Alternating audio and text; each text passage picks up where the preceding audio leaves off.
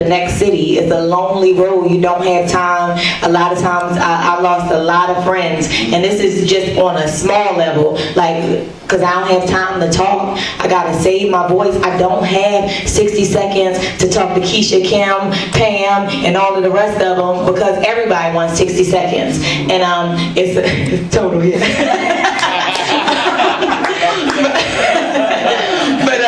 you know, you lose a lot of time, and there's a lot of hate, you know, that goes, and I know Boss Man said that we're a hater, but it's a lot of hate. And just one more thing I want to say: if people ain't hating on you, if they ain't Twittering, if they ain't Facebook, if they ain't MySpace, and talking about what you ain't doing, then you ain't doing something right. If they hating, then you doing something. If they know your name and you don't know theirs, then you know it's all good and you want to come up. So again, stay encouraged.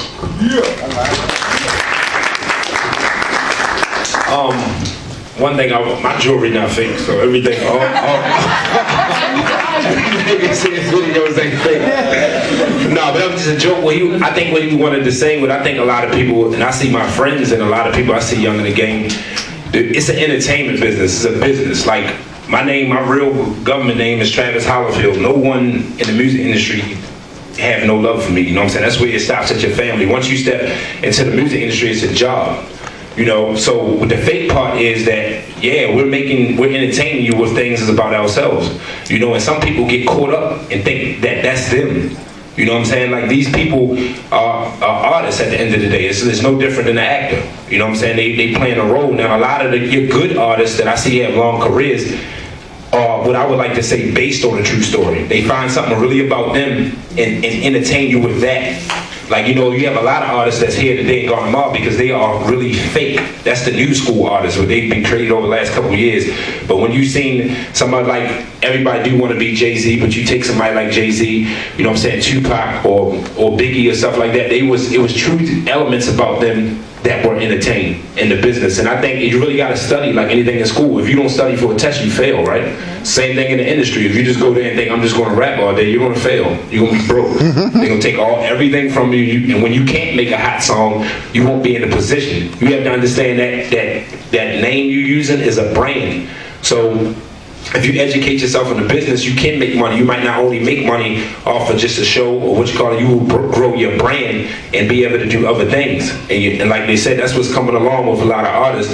We are starting a lot of people don't know, like if you take Bad Boy and like Puffy, Puffy hasn't really had no hit records, like album sales, if y'all into that lately. But he has some rock, he has the reality shows, because he built a brand. It was bigger than Bad Boy. Bad Boy was just a piece of him. He built Sean Combs.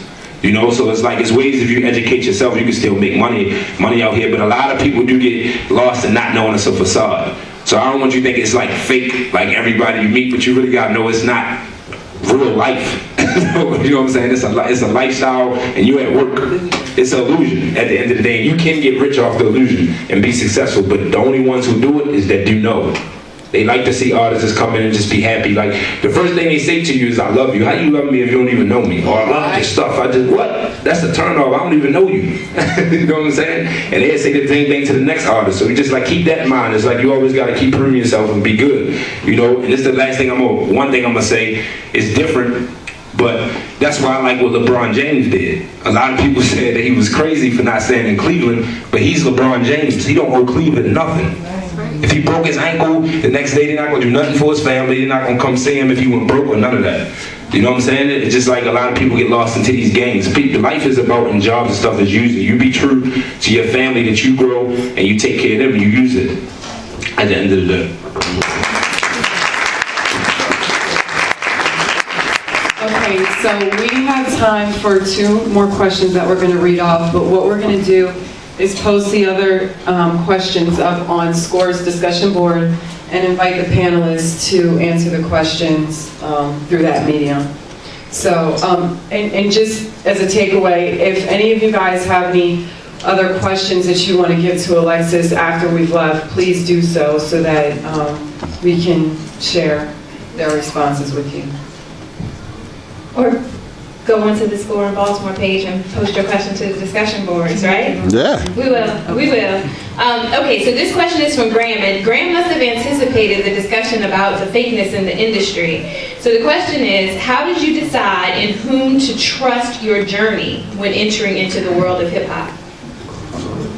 Jesus. But no, real talk. No, really.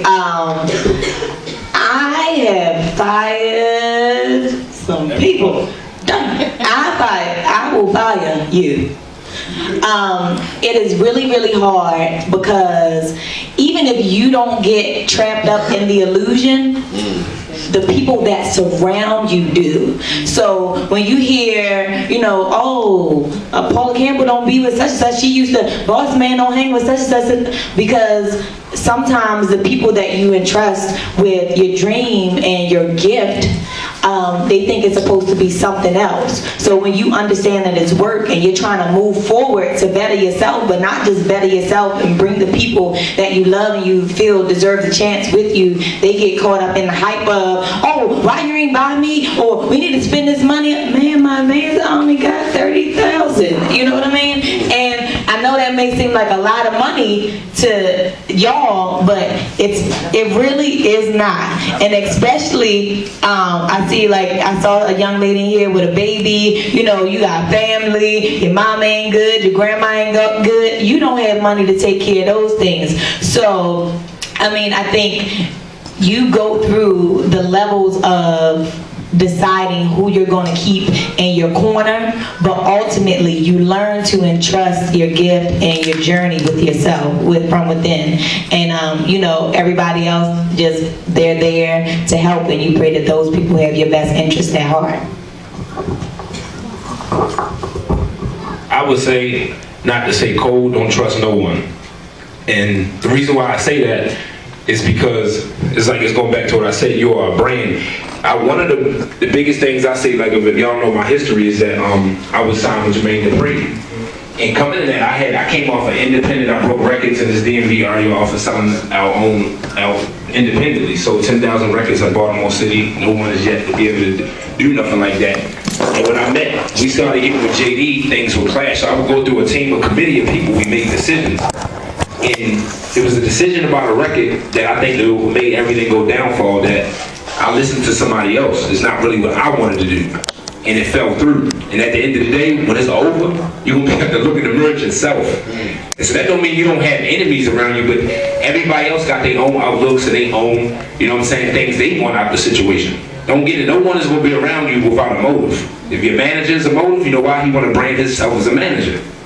So he gonna do what he thinks is better to do. If your producer's like that, he's trying to brand himself. It's nothing wrong with, I don't want to make these people seem like bad people, but it is what it is. It's the reality of life, so there's no facade with that. So if you trust yourself in how you be a real person, if you have a team that you're with, you had to step off. What you do is, if you know they got you there, you make sure some way they're a part of you.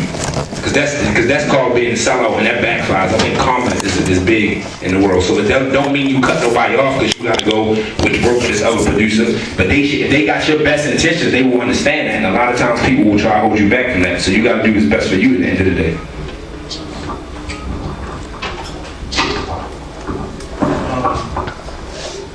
I think you should definitely trust, the people that are closest to you. Because, for me, again, not to go back to the Delaware thing, but me being from Delaware, I had a natural mistrust for New York people.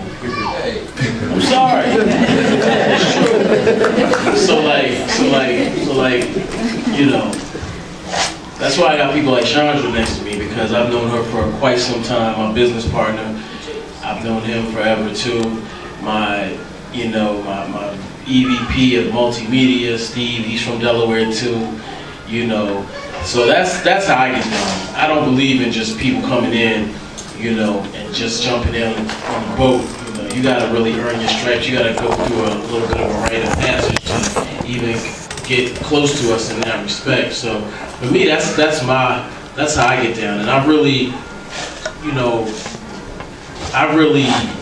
watch people, and observe people for years and years before I bring them into my team at all. People, especially now with Twitter and Facebook, you can really sort of see how people are in their true element, and you will understand it doesn't even take years anymore. You will know who you're dealing with when they come to you. From a business standpoint, I don't know if this is like an artist-related question, but I think that if you're dealing with managers or anybody like that, I just think that you need to know